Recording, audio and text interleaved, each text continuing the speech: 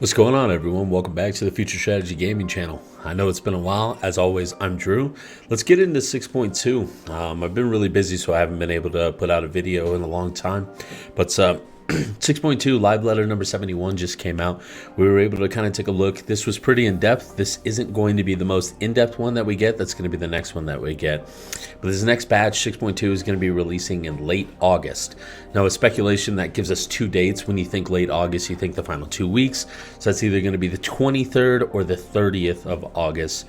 A lot of new changes going on in this one, so let's see what they got going on. So first things first, we're going to move into adventure portraits. One thing about the adventure plates and the portrait updates is it was technically in beta when it was released to everyone.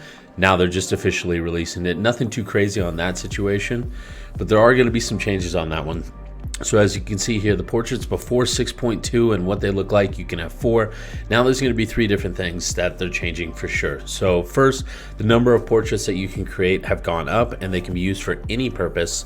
When previewing, the current gear that you have on will not actually be reflected, which is nice, but there's 3 different things. So you have your adventure plate, your instant portrait, and then your gear sets. So what's great is, depending on what job you're playing at any specific time, you can have an adventure plate specific to that job, which I think is really, really cool. Just allows each and everyone to, especially the people who really like to engage in this particular system, to have different like gear set plates for every single job that they play, which is really cool. It can showcase a lot of different things, especially since people have different glamour based on whatever job they're playing. I think this is a really cool system. Now, as far as the portraits go, there's 3 different ones that you can go.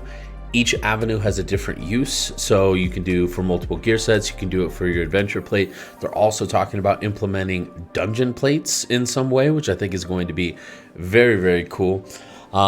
One thing that isn't necessarily the worst thing, but also I'm sure some people might get a little upset with, because it was in a beta version and because we're moving to an official release, any beta version portraits that you may have made unfortunately aren't going to transition. So that being said, everyone's going to start from scratch. Hopefully they have found a way to kind of get away from the not safe for work versions that were coming out. They got a little too far, in my opinion, on a lot of this stuff.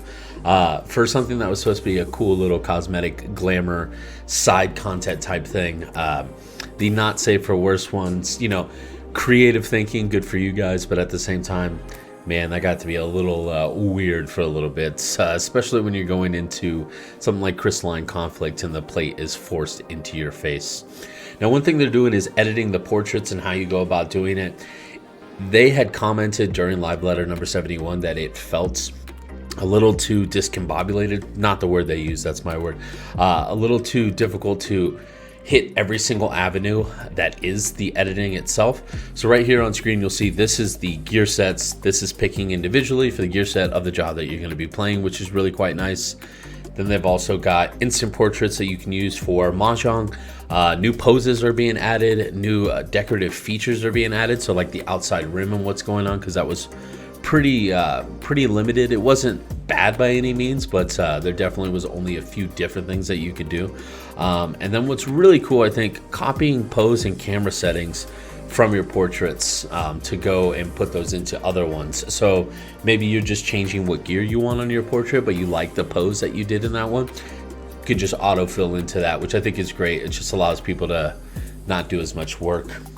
Another new thing we are getting, tribal quests are coming out in 6.25. It's going to be the Omicrons. It's going to be the Disciple of Land. That means the Gathering, beast tribes, or tribal quests, I should say.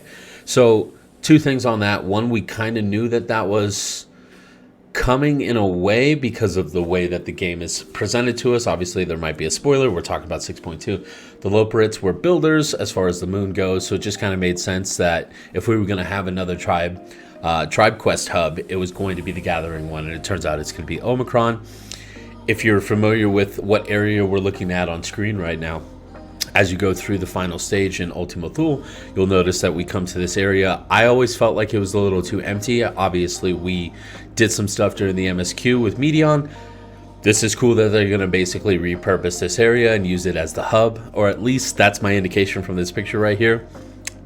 I'm super stoked on that because I always felt like a dead area. Wasn't any mobs or anything like that. So it'll help liven that up, give that some freshness. What's also is coming out is this is soft.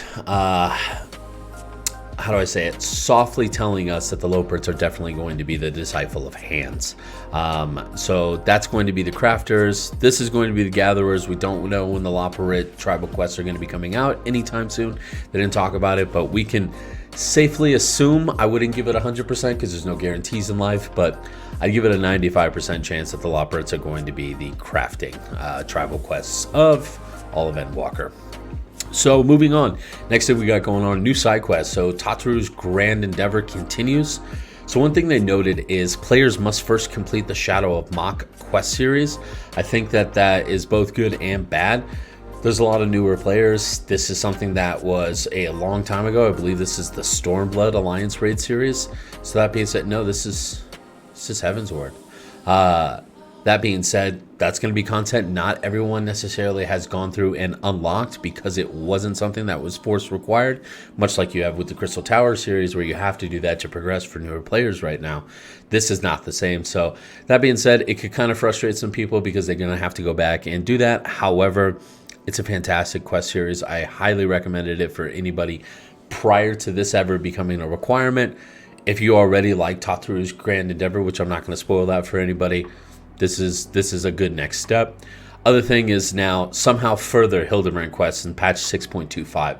We will talk about that in a little bit as that seems to be one of the bigger controversies from live letter number 71.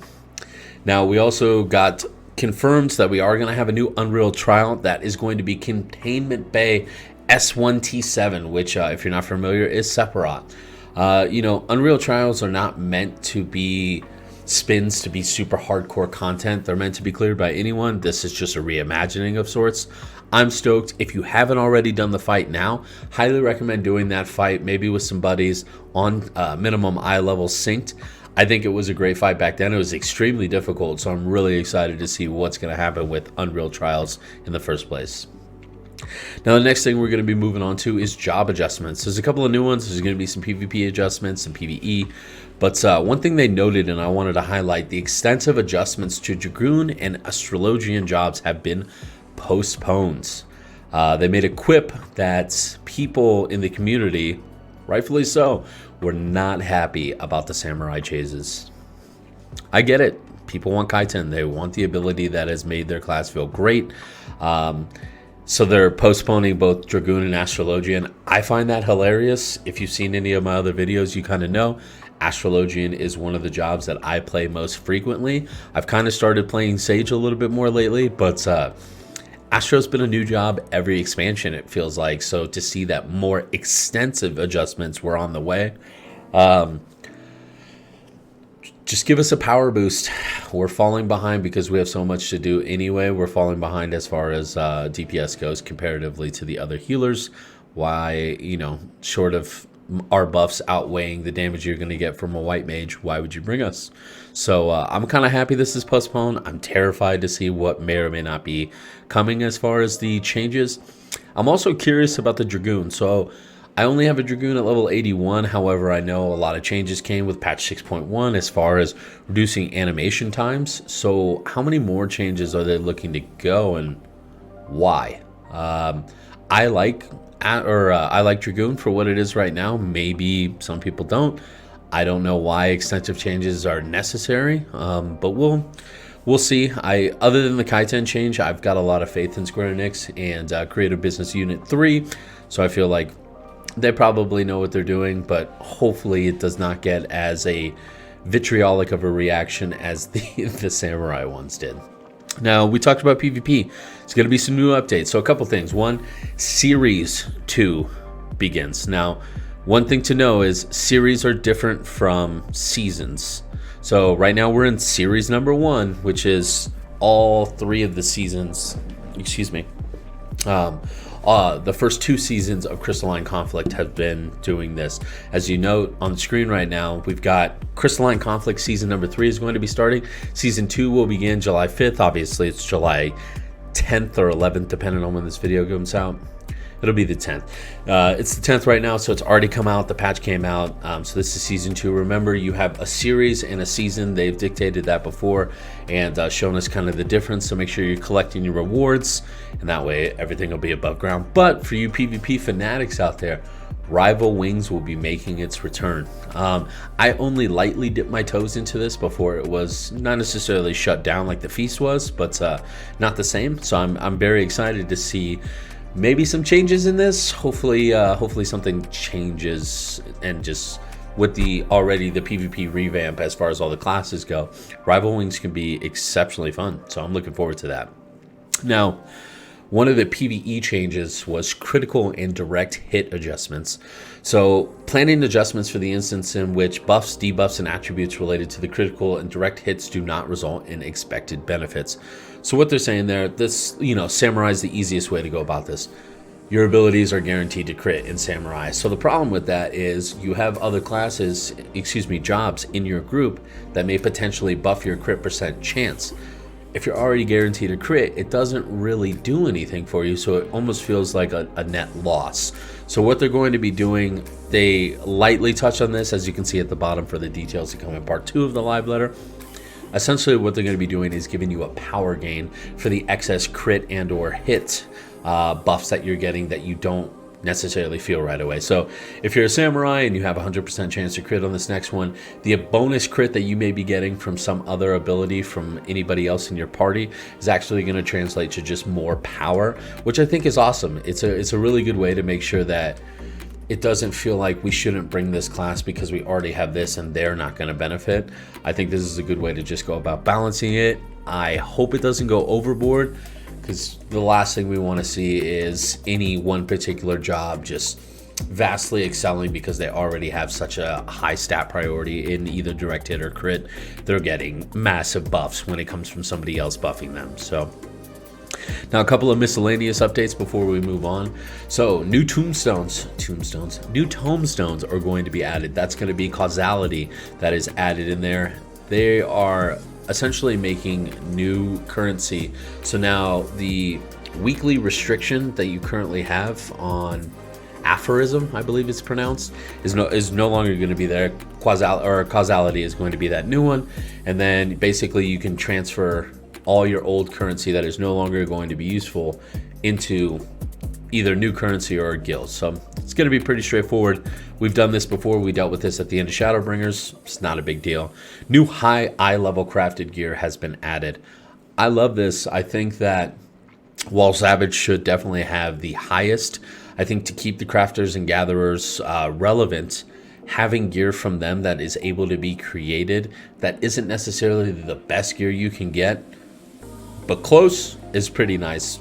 How I mean that, if 600 eye level right now is kind of the final as far as Savage goes, obviously 605 on the weapon, I have no problem with the crafters and gatherers being able to do 590, 595 in this particular example, because realistically, if you really want that 5 eye level gain, you'll go do Savage, and if you don't, you're still close enough that you don't feel like you're getting blown out of the water as far as gear goes.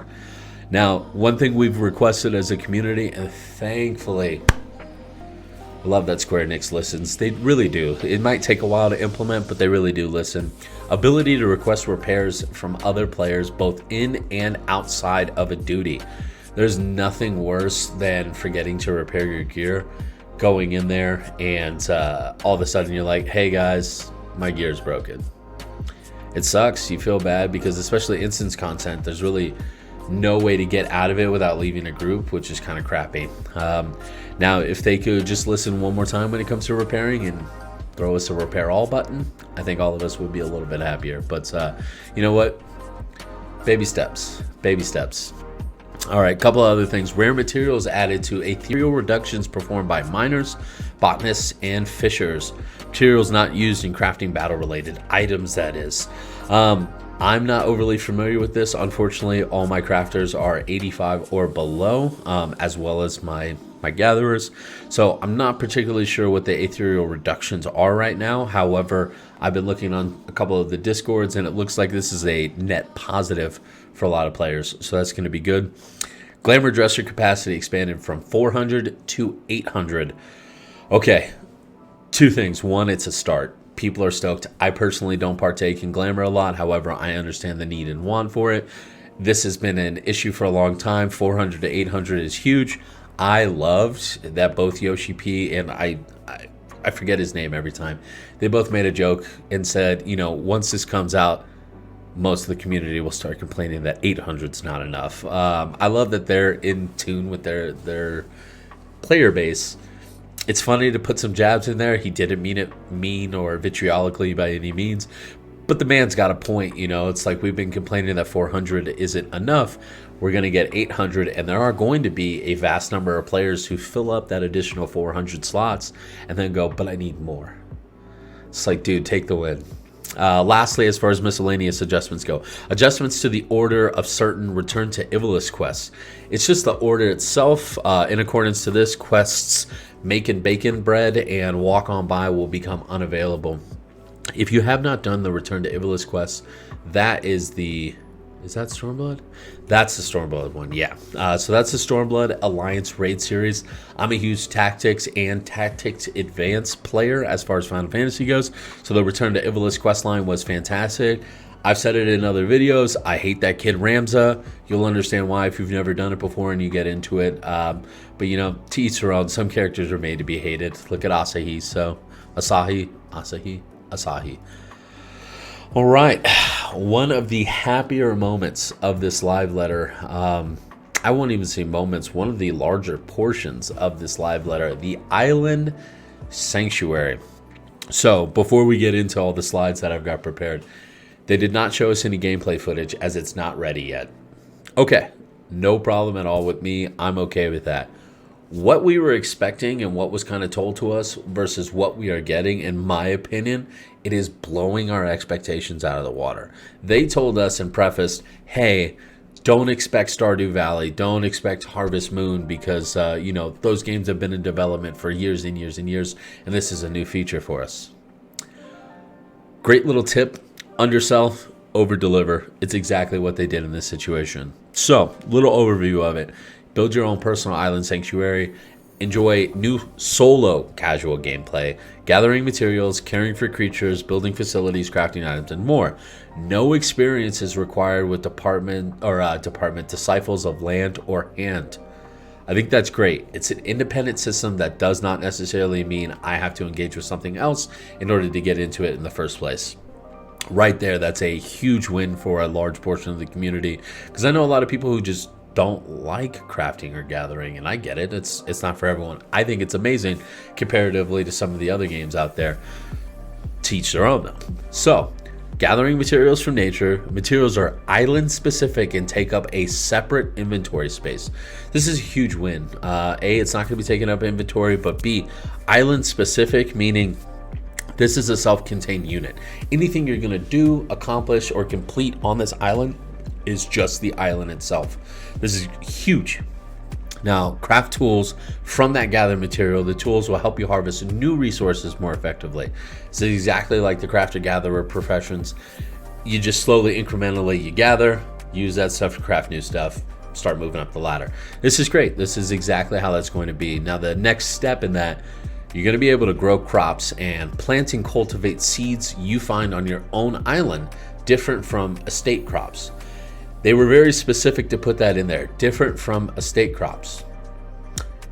The only thing that comes to mind is the Thavnarian onions, which I don't know if this is the only negative that comes with Island Sanctuary. The biggest issue is Thavnarian onions have for so long been so expensive because of all the, for lack of a better term, BS that you got to go through in order to cultivate them in the first place. Not being able to do it is the only negative I see, because having done it, you kind of allowed everyone to be able to grow Thavnarian onions. However, I understand that that market would essentially crash overnight, because, not overnight, over a week or two, because of everyone having access to it. So it's both a negative and a positive for me. I think they neutralize each other. But collect and care for various creatures. You keep an eye out for rare coloring and unique critters. If you ever play Pokemon Go, these are shinies. This is very interesting, and I think it's very cool and an interesting system. I think this is going to work out really great. So build a base of operations, customize its appearance, and unlock further tools for development. As we showed, we're going to be building our own tools. This is isolated to the island-specific currency. That being said, you're going to slowly build your own island based on your pace, which I think is great because it's content you don't necessarily have to do. Everyone gets one, though. And then release the minions. Your favorite minions are allowed to wander, what does that say? Freely within your base. Great. Great. I mean, I have a pretty extensive minion collection because I have a way of going through collecting them. I don't actively seek them, but I am Storm Captain. I do trade in all my seals, and short of them being worth a pretty penny, I pretty much always collect any minions that I get out of those chests.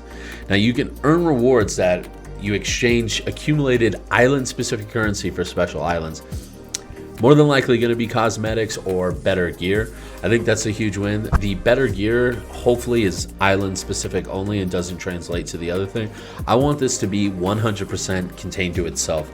That's a personal want because I might not always have the time to engage with this, and I don't want it to essentially boost up my goldsmith out in the real world from doing this. And if I can't do it, all of a sudden my goldsmith slacks, or, you know, pick any other job, Disciple of Hand related job. I just don't want it to be that. So I hope this is all 100% Island Sanctuary specific content. What's cool? Socialize with friends. You can invite visitors or travel to the islands of friends and free company members. So one thing about slides, especially with Square Enix, they're very specific in their word choices because of the translation. Friends or free company members. I think what that means is they need to be on your friends list or in your free company and cannot have just random people coming in there.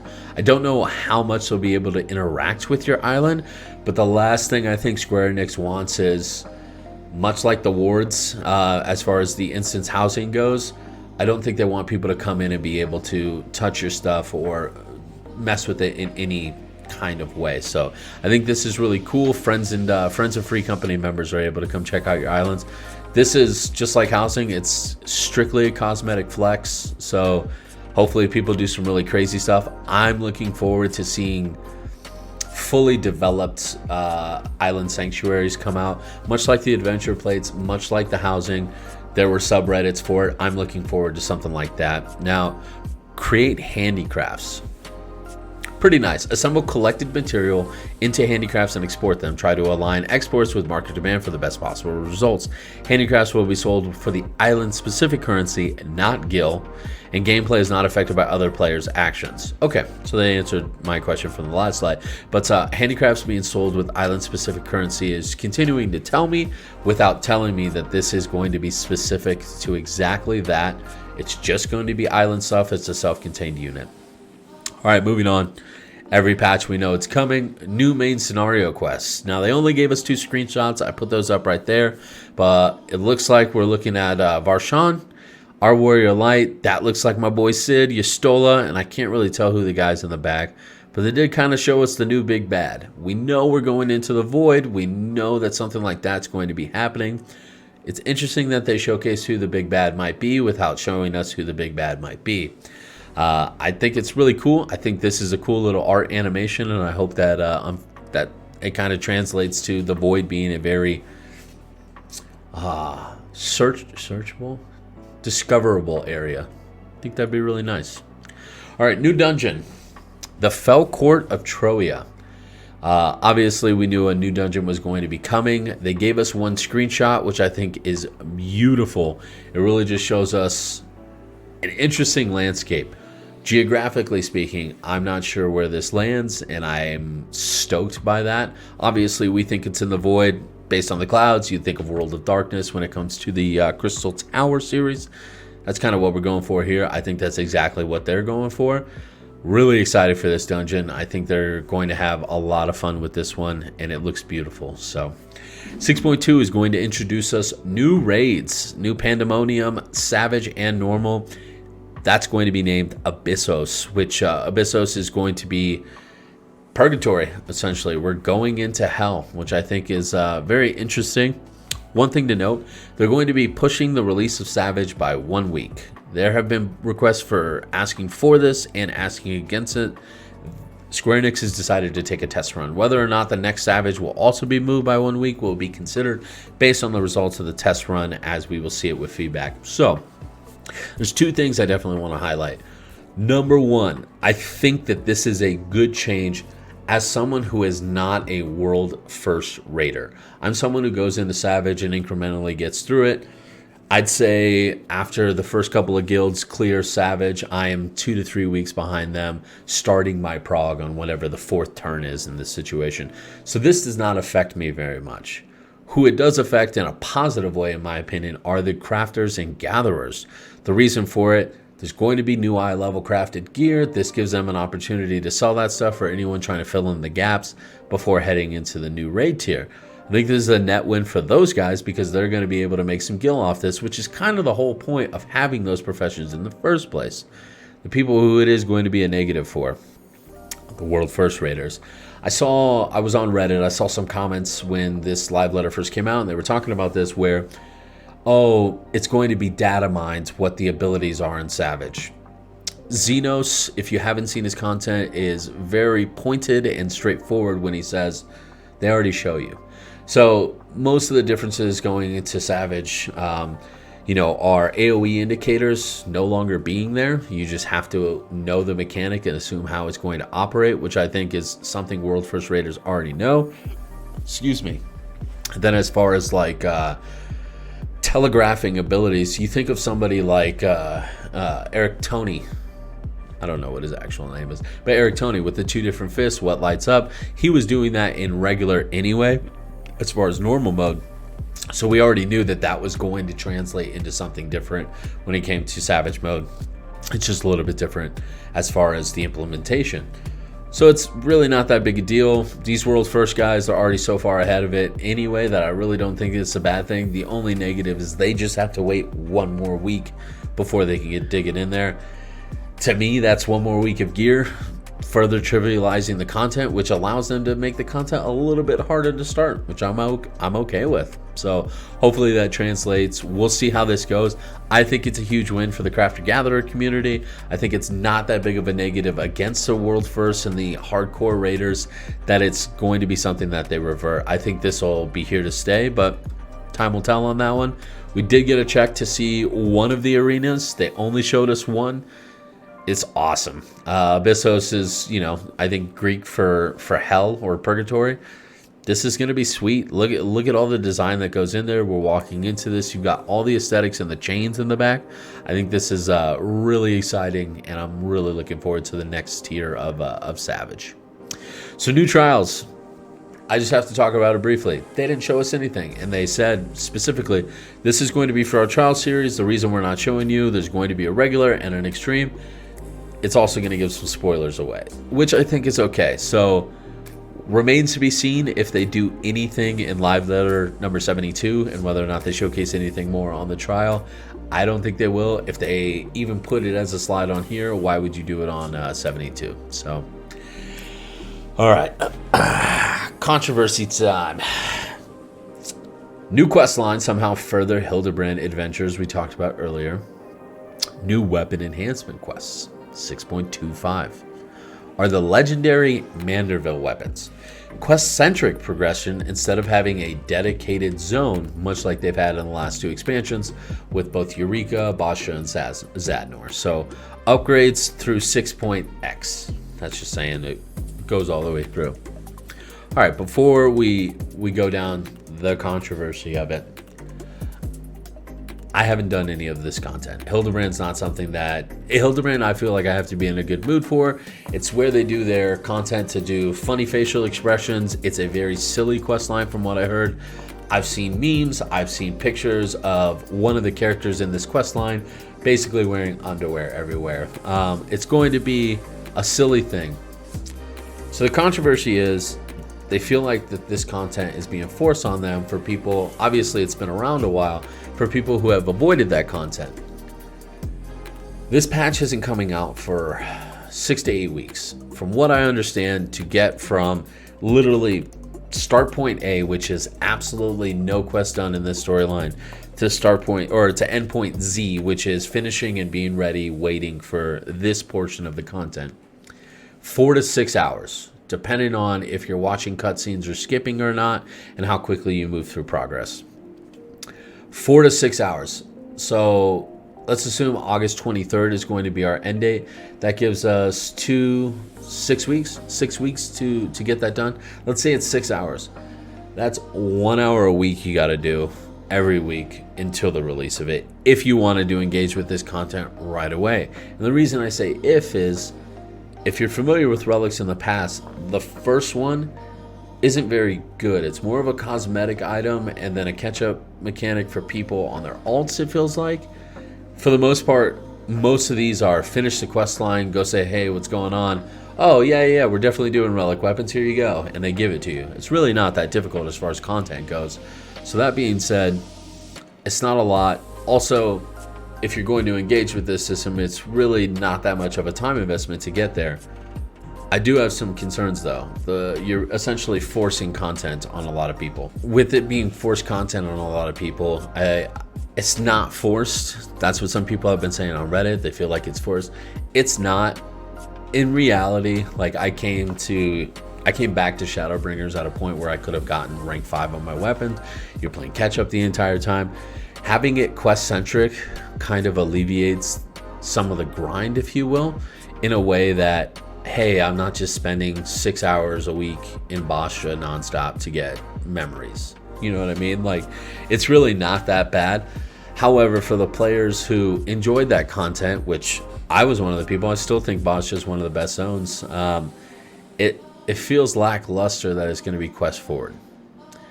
That's not to say that I won't enjoy it. I think that now, because it's going to be forced, some people will enjoy it, and they'll be able to go see the silliness and experience a quest line that they hadn't before.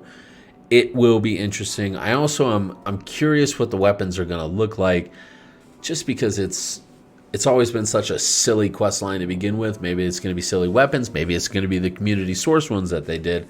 I think it is, but I don't know if they hard confirm that or not. But as far as the quest line goes, we'll see what happens. I don't think it's that big of a deal, but I can understand why some people are not stoked on it.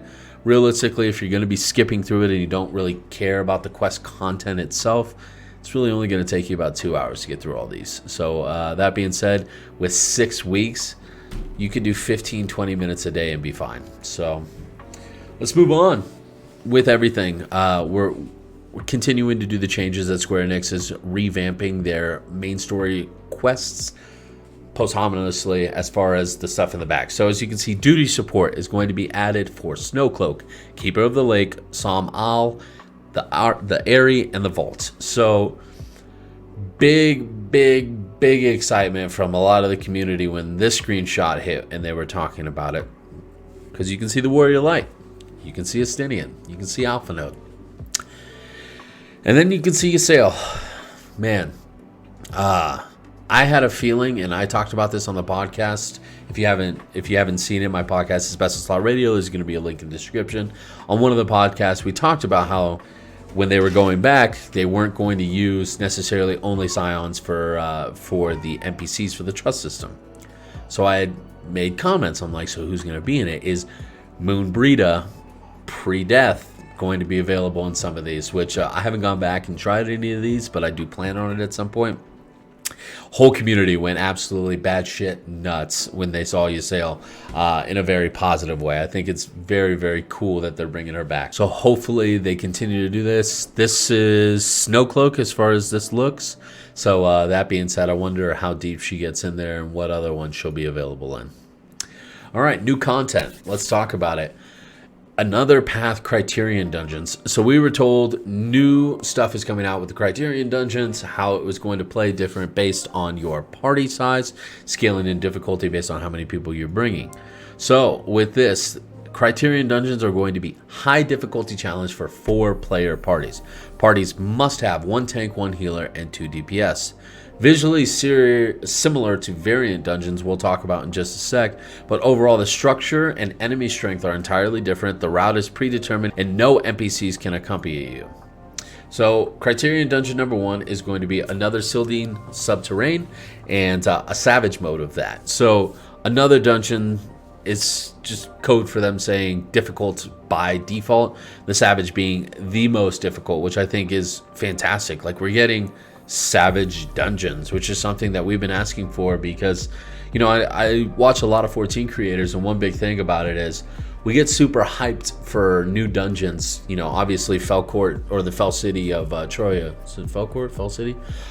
Looks aesthetically pleasing, but in the back of my mind I go, I'm going to blow this out of the water. This is not going to be all that fun, even though they have some really cool designs. This is really just allowing us to get some really intense dungeons that are challenging and difficult. And I think it's great, because not everything needs to be an 8-man trial. I don't want to sit around and wait to find a second tank, because nobody wants a tank right now. Parties of fewer than 4 players supplemented via matching system, which I think is great. One thing that's unique about this, the normal methods of resurrections are prohibited. Each player will be granted a limited amount of revival actions. So it's interesting. I wonder what that number is, but let's just assume it's 2 each. So you essentially have 8 character deaths before the dungeon is bad. Defeated enemies do not revive after a party KO. So the thing about that is, once you've killed an enemy, the defeated enemies are no longer going to be coming back. However, in Savage, that changes a little bit. So you can only have preformed parties of 4. There is no matchmaking available for Savage dungeons. All methods of resurrections are prohibited. All defeated enemies will revive after a party KO. Enemies become stronger if not defeated within the time limit. So what that means, you have a time limit to get to the end of the dungeon. If everyone dies, it's a full dungeon wipe, which I think is very, very intense. Because it essentially is nerfing that wall-to-wall mindset. People are going to have to be very smart about this, because if you have a tank go down, you're screwed. It's just not going to work out for you. Although, because it has to be predetermined and you have to have your group of 4, you guys kind of know what you're getting into. So I'm really excited for that one. Let's move on to variant dungeons. So variant dungeons were what we thought Criterion Dungeons were going to be. Variant dungeons are going to be variable difficulty dungeons, previously introduced as Criterion Dungeons before. It's going to be casual contact from 1 to 4 players, 4-player party when matched. No role restrictions, but job changes are permitted. So midway through, you're like, damn, we really need a healer. Someone can just change, no problem, which is awesome. You know, you can go in there too, tanking a healer, and call it a day. Now, the strength of the enemies is actually determined on party size. So obviously it'll be a preset amount. 1 person goes in, all the dungeon mobs are going to be X, 2 people, 3 people, etc. Now, what's interesting, route progression is going to be based on player action. Story mode dungeons. That's what that is, story mode dungeons. So also going to be the Sylvan subterrane as far as the first dungeon that comes out. You explore the depths alongside a certain someone. They didn't tell us who. The Sylvan subterrane is underneath Old Da. And if you remember kind of the end of ARR, when we were in that subterranean area, that's kind of the aesthetic that they're going for. You experience a different story depending on your chosen path. In order to enjoy them in the first place, you're going to have to run the dungeon multiple times, which I think is awesome. Like, this just allows you to go in there. I want to do letter A as far as the story mode goes. Cool. Next time I go in there, I want to do C. Now let's do B. That's fantastic. This is the screenshot they gave us. Obviously, like I said, Old Da was built on top of Sylvan. So it'll be very interesting to see kind of what we explore while we're down there. That's going to be the end of all of it. This patch, so one thing that we need to talk about, and it's sneaky how they went about it. Buried Memory is the name of the patch, the English translation. However, the way it translates directly in Japanese is Forbidden Memory, which feels repressed, like the repressed memory, like something we're not supposed to see. I know Bellular talked about this a little bit, and I felt the same way when I read it. Square Enix does a really good job of having subliminal messages. Maybe this is one of those. Anyways, thank you so much for coming back. It's always good to put out some content for you guys. That was 6.2 analysis and summary. I will be seeing you soon. More content coming to the channel. Do the YouTube stuff. We'll see you next time. Take care.